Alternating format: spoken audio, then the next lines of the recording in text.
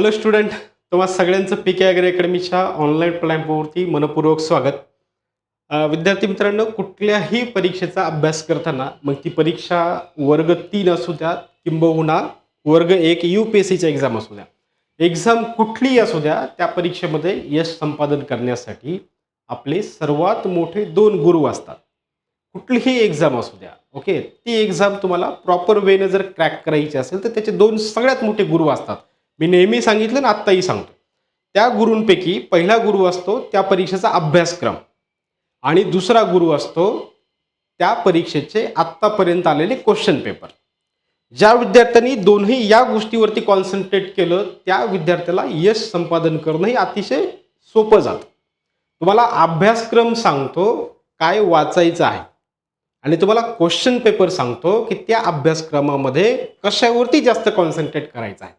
त्यामुळे ह्या दोनही गोष्टी आपण चांगल्या पद्धतीनं करायला पाहिजे. मग आजचं व्हिडिओ बनवण्याचं प्रावधान काय आहे? तुम्ही जर विद्यापीठ भरतीचा अभ्यास करत असाल, तुम्ही जर कृषी सेवकचा अभ्यास करत असाल, तर ज्या परीक्षेचे क्वेश्चन पेपर होऊन जात आहेत त्याच्यावरती आपण ओव्हरलुक करतोय का? ओके, आणि ते ओव्हरलुक करण्यासाठी आपण या ठिकाणी उपस्थित आहे.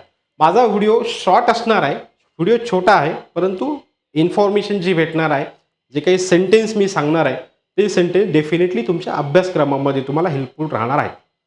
आता मागच्या महिन्यामध्ये 26 नोव्हेंबर, 27 नोव्हेंबर आणि 28 नोव्हेंबर या दरम्यान अकोला कृषी विद्यापीठ जे आहे यांच्यामध्ये प्रोजेक्ट अफेक्टेड पर्सन जे आहेत, ओके, ज्याला आपण प्रकल्पग्रस्त म्हणतो, यांची एक्झाम कंडक्ट केलेली होती.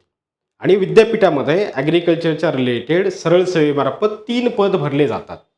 एक तुम्हाला मागेही सांगितलं, ओके. एक आहे JRA, दुसरं होतं agriculture assistant for diploma student, म्हणून थंबनेलवरती मी AAD असं लिहिलं होतं, आणि agriculture assistant for graduate student.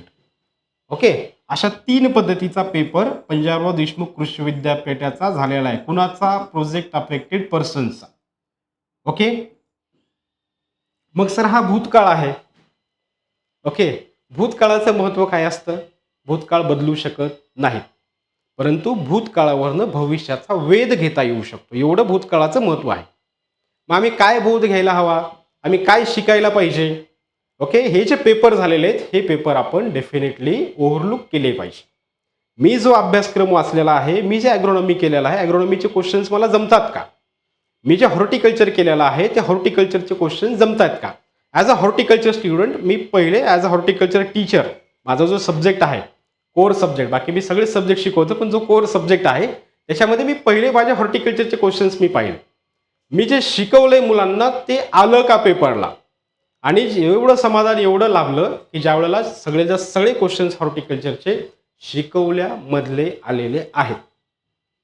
Okay, जे विद्यार्थी बॅचेस आहेत तेव्हा जे हे पेपर ओव्हरलुक करतील त्यांना समजेल की सरांनी हा पॉईंट शिकवलेला आहे, हा सांगितलेला होता आणि हा पेपरला आलेला आहे. आउट ऑफ, असं नाही की मग 6 पैकी 3 आले काही नाही, सगळेच्या सगळे क्वेश्चन्स शिकवल्यापैकी आलेले आहेत. याच्यावरनं 2 गोष्टी कळतात की माझंही लाईन अँड लेंथ बरोबर आहे आणि विद्यार्थ्यांनाही ट्रॅकवरती बरोबर ठेवण्यात मी यशस्वी झालेलो आहे. ओके, आता तुम्ही काय करायचंय, हे क्वेश्चन पेपर जे आहेत हे क्वेश्चन्स तुम्ही ओव्हरलुक करायचे प्रॉपरली. ओके, हे तीनही मी तुम्हाला अवेलेबल करून दिलेले आहेत. तुम्हाला फक्त एक काम करायचंय, आपलं जे ॲप आहे पीके ॲग्री अकॅडमी, ओके, 2 नावाचं जे ॲप आहे हे ॲप तुम्हाला इन्स्टॉल करायचं आहे. इन्स्टॉल केल्याच्या नंतर तुम्हाला ॲप्लिकेशनची जी विंडो ॲपियर होईल, ओके, एकदम होम स्क्रीनवरती तुम्हाला नोट्स नावाचा एक कॉलम दिसेल, एक फोल्डर दिसेल नोट्स नावाचा. त्या फोल्डरवरती क्लिक केल्याच्या नंतर तुम्हाला डॉक्टर पंजाबराव देशमुख कृषी विद्यापीठाचे ह्या 3ही पदासाठी झालेले जे काही पेपर आहेत हे पेपर सगळे त्या ठिकाणी अवेलेबल झालेले आहेत. तुम्हाला काम काय करायचं आहे, तुमचं मराठी वाचून झालेलं असेल तर तुम्ही मराठीचे क्वेश्चन्स बघायचे. तुमचा एक्सटेन्शन सब्जेक्ट जर तुम्ही रीड केलेला असेल ॲग्रिकल्चरमधला, तर एक्सटेन्शनवरचे क्वेश्चन्स मला सुटतात का हे तुम्ही बघायचं आहे. ओके, आणि जर आलेले नसतील तर का, आता एजन्सी कुठलीही असू द्या, तो हा पेपर जो आहे हा TCSने घेतलेला आहे. ओके, भविष्यात आपला पेपर IBPS घेईल किंवा MPSC घेईल, आता हे मार्केटमध्ये हेच कार्यक्रम चालू आहे सगळा. ओके, सांगताना कोणी स्पष्ट काहीच सांगत नाही. ओके, तुम्ही जेवढे व्हिडिओ पाहिले त्या सगळ्या व्हिडिओमध्ये जीत भी मेरी पट भी मेरी, कुणी काहीच असं स्पष्ट सांगत नाही की MPSC घेईल असं ठोसपणे किंवा TCS घेईल. म्हणजे उद्या भविष्यात MPSCने पेपर घेतला तर आम्ही सांगितलं होतं MPSC पेपर घेणार, MPSCने पेपर घेतला. जर TCSने पेपर घेतला तर मग TCS आम्ही अगोदरच सांगितलेलं होतं ह्या पद्धतीचा असो. लेट इट बी, त्याला बाजूला ठेवा. मला इथं या ठिकाणी हे सांगायचं, एजन्सी कुठलीही असू द्या, अभ्यासक्रम आपला बदललेला नाही. मराठीमध्ये आजही सर्वनाम आहे, मराठीमध्ये आजही वाक्यप्रचार आहे. मग एजन्सी IBPS असू द्या, TCS असू द्या, का MPS असू द्या.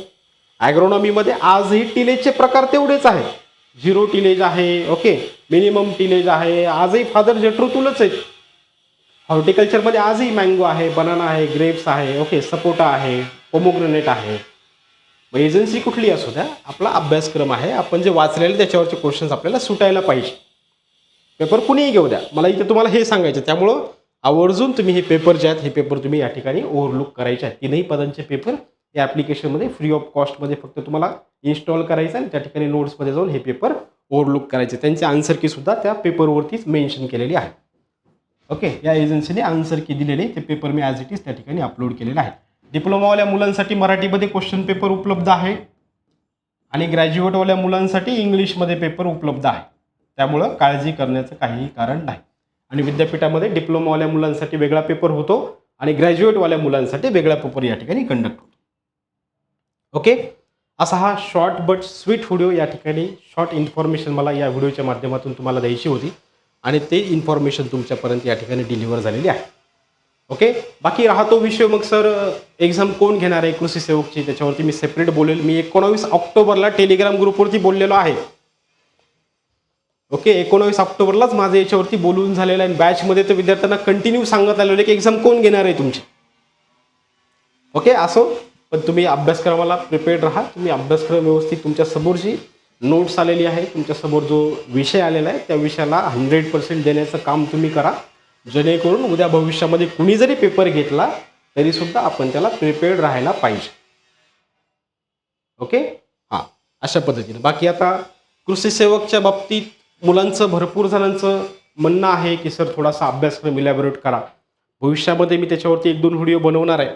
त्या व्हिडिओमध्ये मी कृषी सेवक एक्झामचा जो अभ्यासक्रम आहे, हा अभ्यासक्रम मी डिकोड करण्याचं काम त्या ठिकाणी करणार आहे.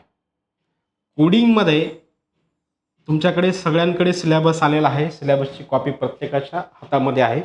सुरुवातीलाही सांगितलं की अभ्यासक्रम हा आपला पहिला गुरु आहे. दुसरा गुरु त्या परीक्षेचे झालेले PYQ, ज्याला आपण म्हणतो प्रिव्हियस इयर क्वेश्चन पेपर म्हणतो. सुरुवातीला आपण ही स्टेप आता या ठिकाणी करणार आहे की हा जो अभ्यासक्रम आहे तुम्हाला इझी लँग्वेजमध्ये, ज्या पद्धतीने ह्या ठिकाणी मी तुमच्यासोबत कम्युनिकेशन करतोय, ह्या पद्धतीने तुम्हाला एकदम इझी लँग्वेजमध्ये मी तो डिकोड करून देण्याचं काम तुम्हाला करणार आहे. जेणेकरून तुम्हाला समजेल की कोणत्या टॉपिकचं काय वाचायला पाहिजे, कोणत्या टॉपिकवरती भर द्यायला पाहिजे, कोणत्या टॉपिकवरती क्वेश्चन्स येऊ शकतात तर कशा पद्धतीने येऊ शकतात, हा सगळा जो उहापोह आहे, हा सगळा आपण अभ्यासक्रम डिकोड करताना त्या ठिकाणी करणार आहे. ओके, या व्हिडिओची वाट तुम्हाला बघावी लागणार आहे. ओके, जे विद्यार्थी नवीन आहेत चॅनलला, डेफिनेटली त्यांनी चॅनलला लाईक करा, शेअर करा आणि सबस्क्राईब करा. भेटूयात आपण त्या व्हिडिओमध्ये. तब तक के लिए bye bye, take care, thank you so much, wish you all the best.